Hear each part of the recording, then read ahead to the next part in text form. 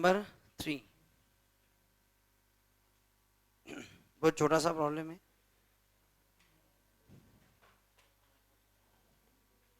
Number 3,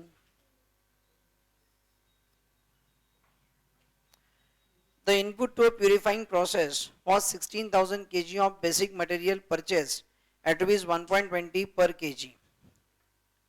The input to a purifying process, कोई purifying process है, उसका input है 16,000 kg of basic material purchase at rupees 1.20 per kg. Process wages amounted to rupees 720 and overhead was applied at 240% of labor cost. Indirect materials of a negligible weight were introduced into the process at cost rupees 336. The actual output from the process weighed 15,000 kg. The normal yield of the process is 92%. Normal yield of the process is 92%. इसका मतलब normal loss is 8%. तो देखिए 16,000 kg हमारा input था, उसका 92% कीजिए बोला.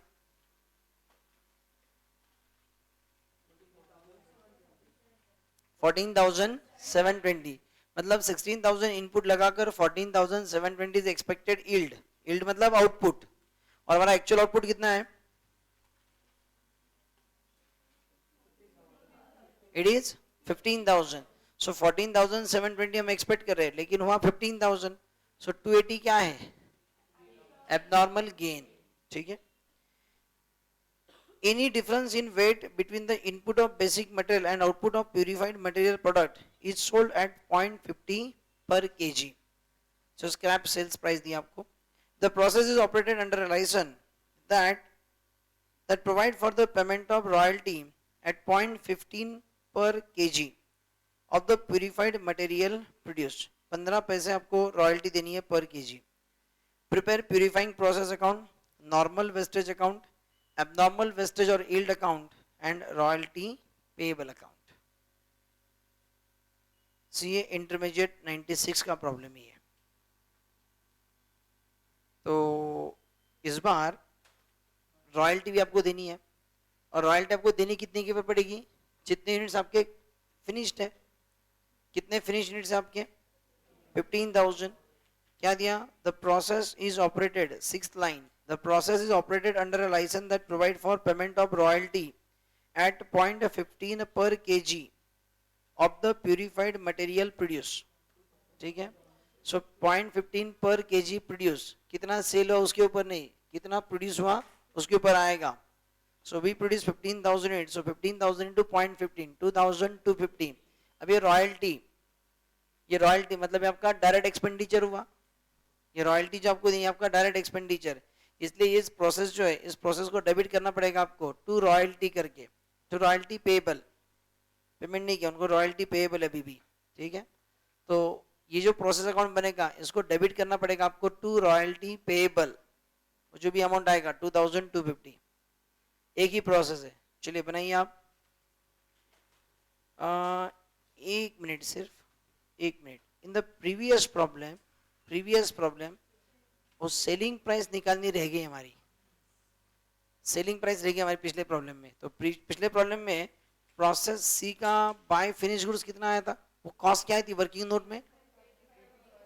नहीं, पर यूनिट कितना आया था? पर यूनिट, हाँ, पर यूनिट 24 आया था ना. सो पर यूनिट 24. तो आप लिख के रखिए selling price is equal to, पिछले प्रॉब्लम में प्रॉब्लम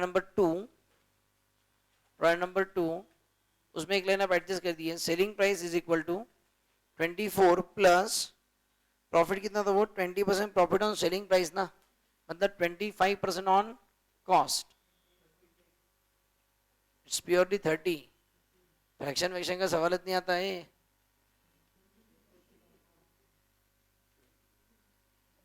बच्चे कुछ भी इनोवेशन करते हैं.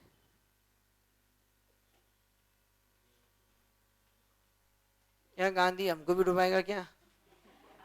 हाँ, 24 प्लस 25% इज इक्वल टू 30. ठीक है. यस, ये हमारा था प्रॉब्लम नंबर सेकंड का. एक पॉइंट रह गया था.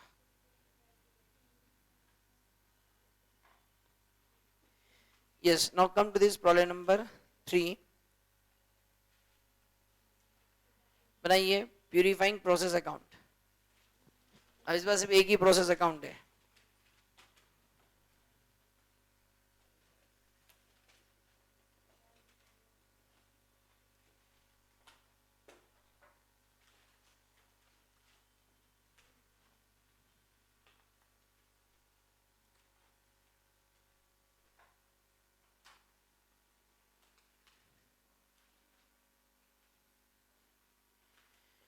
प्यूरिफाइंग प्रोसेस अकाउंट,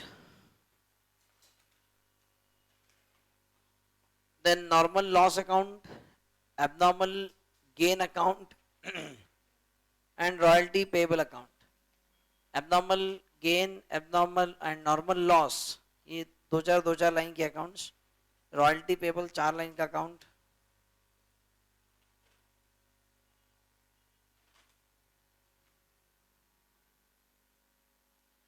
चार अकाउंट्स बनाएंगे आप। Purifying process account, normal loss, या यू कैन से यहाँ पर नॉर्मल वेस्टेज वर्ड यूज किया है, so you can use word wastage. Normal wastage account, abnormal wastage account, wastage नहीं यहाँ पर yield actually, so abnormal yield account and royalty payable. Columns करेंगे आप सभी अकाउंट्स में, quantity amount, quantity amount.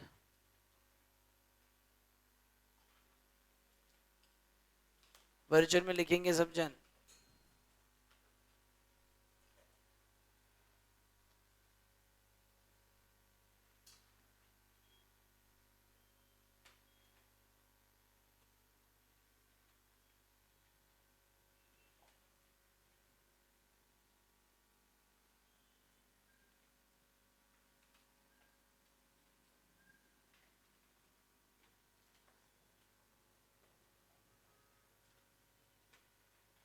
Is it? चलिए सबके फॉर्मेट रेडी हैं। देखिए क्या दिया। The input to a purifying process was 16,000 kg of basic material purchased at rupees 1.20 per kg. So purifying process को आएगा debit to material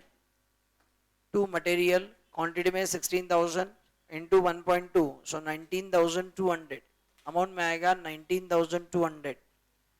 purifying process को debit to material quantity में 16,000 अमाउंट में 19,200। process wages amounted to be rupees 720, so 2 wages 720 amount में आएगा 2 wages 720 and overhead was applied at 240% of labor cost, 240 of labor cost, so 720 का 240 1728, so 2 overhead 1728, 1728. Then indirect material of negligible weight were introduced into the process at cost rupees 336. So again write down 2 overhead, or say 2 material, better say 2 material, it is 336, 2 material 336. The actual output from process weight 15,000 kg, the normal yield of the process 92%. Any difference in weight between the input of basic material and output of purified material or product is sold at 0.50 per kg. Okay, fine. So लिखिए पहले grade में by normal loss, by normal loss 1280 units ना 8%, क्योंकि 92% output आपका मिलना चाहिए, सो 92 expected output है, मतलब 8% नॉर्मल लॉस है, सो 16,000 का 8% 1280 अमाउंट में आएगा 0.50 के हिसाब से 640, और आप नॉर्मल लॉस को डेबिट कर दें, नॉर्मल वेस्टेज को डेबिट कर दें to purifying process 1280 units and amount में 640, नॉर्मल वेस्टेज को डेबिट होगा। ठीक है, देन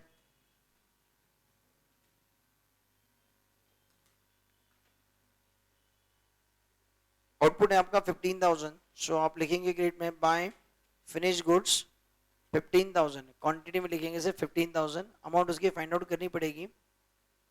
और डेबिट में आएगा आपका टू रॉयल्टी पेएबल, 15,000 यूनिट है ना, टू रॉयल्टी पेएबल ब्रैकेट में लिखिए आप 15,000 into 0.15, 15,000 into 0.15, so that is 2,250, and royalty payable को credit by purifying process only amount 2,250, royalty payable को क्वांटिटी कॉलम मत करना, उसमें क्वांटिटी कॉलम की जरूरत नहीं है आपको, 2,250। ओके, इसका मतलब है आपके प्यूरिफाइंग प्रोसेस में एबनॉर्मल गेन हुआ ना 280 का, वो आप डेबिट करेंगे टू एबनॉर्मल गेन और yield, to abnormal yield, purifying process को debit to abnormal yield in the quantity it is 280. Yes, now find out the net cost per unit. Show the working note number 1, net cost per unit. So आप debit करेंगे, sorry cost add करते चलेंगे, 19,200 plus 720 plus 1,728 बराबर ना, plus 336 minus 640 divided by 1,280 net quantity, or I can say 16,000 minus 1,280, 1.60, आगे क्या है 28, so please take it 1.6028, please go up to 4 decimal working, net cost comes to 1.6028, is it? So finish goods का valuation आएगा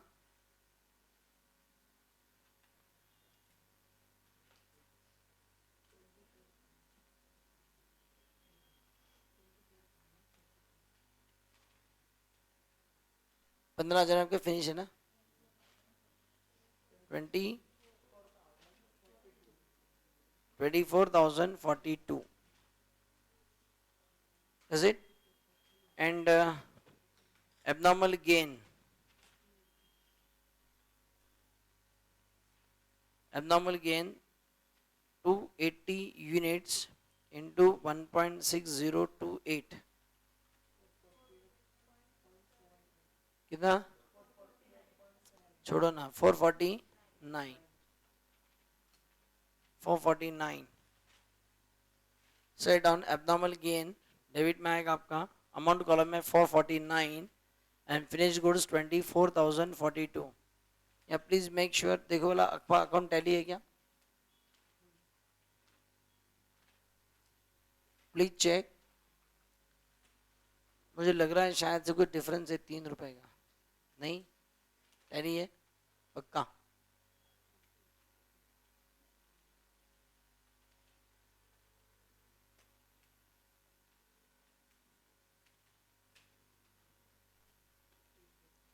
हाँ 1 रुपए का difference आया ना, 1 का डिफरेंस आ गया, सो ये 42 को 41 कर दीजिए, फिर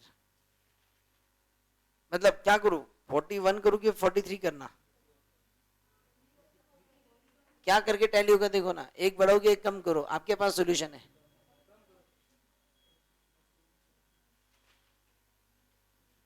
अरे 1 रुपया में क्या करूं, लेके जाओ सर, लेके जाओ, जाओ लेके जाओ, हाँ 43 करूं क्या, ठीक है 43, 24,043,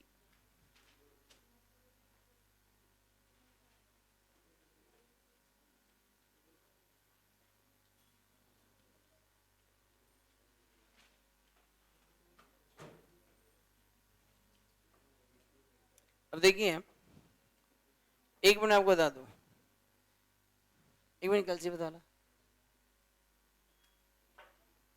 अगर समझो ये वैल्यूएशन है ना, मैं जो कहता हूँ आपको 4 डेसिमल, अगर आप इसको 1.60 इतना अगर आप कैलकुलेशन करते हैं ना, तो this valuation would be 1.60 into 15,000, it would be 24,000 आता, ये 24,000, और ये भी 280 इंटू 1.60 448 है ना। मतलब आप देखिए 24,043 की जगह ये आता 24,000, आपका 42 था यहाँ पर पहले, ये पहले आंसर 24,042 हमने 1 रुपया एडजस्ट करके लिया। लेकिन अगर आप 1.60 से कैलकुलेशन करेंगे तो 24,000, मतलब कितना ह्यूज डिफरेंस हो गया, 43 रुपीज का डिफरेंस होता है। क्योंकि बात है ना, ये 0.028 की नहीं है, मल्टीप्लाई इसका 15,000 है। जब इस छोटे से फ्रैक्शन को 15,000 से जब मल्टीप्लाई होता है तो उसका इफेक्ट 40-50-100 रुपए तक चला जाता है। इसलिए कोशिश कीजिए कि आप इसको मैक्सिमम डेसिमल पॉइंट्स, मतलब मिनिमम 4 डेसिमल पॉइंट तक तो आप आंसर निकालिए। क्योंकि आप 1.60 लेके करेंगे तो डिफरेंस 40-45 रुपए का डिफरेंस हो जाएगा आपकी वर्किंग में, और फिर कंफ्यूजन होगा, प्रॉब्लम हमने गलत सॉल्व किया है क्या।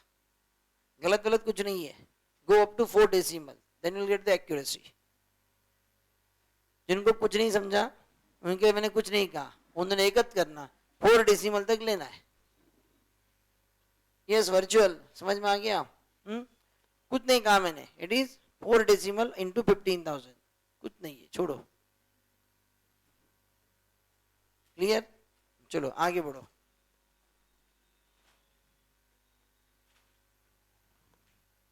फिर जो नॉर्मल लॉस आया आपका, नॉर्मल लॉस अकाउंट में डेबिट में 1,286.40 है, लेकिन सिर्फ 1000 यूनिट आपके सेल हो पाएंगे अब, क्योंकि लॉस सिर्फ 1,000 ही है। सो नॉर्मल लॉस को क्रेडिट बाय कैश, कितना 500, मतलब 1,000 यूनिट्स इंटू 0.5, 500, और बाकी का बाय एबनॉर्मल यील्ड,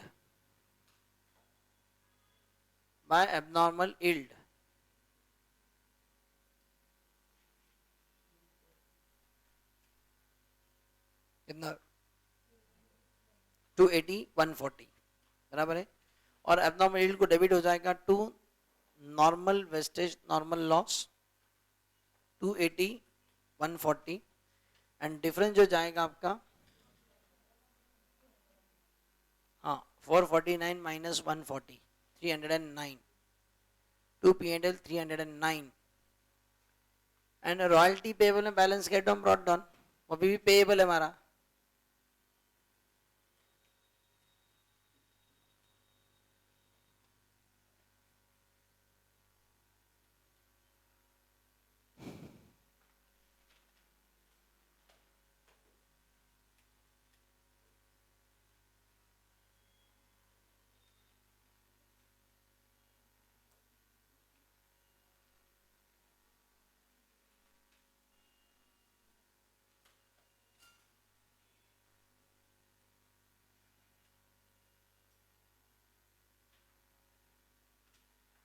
क्लियर हो गया सबको? समझ में आ गया? Come to next number 4।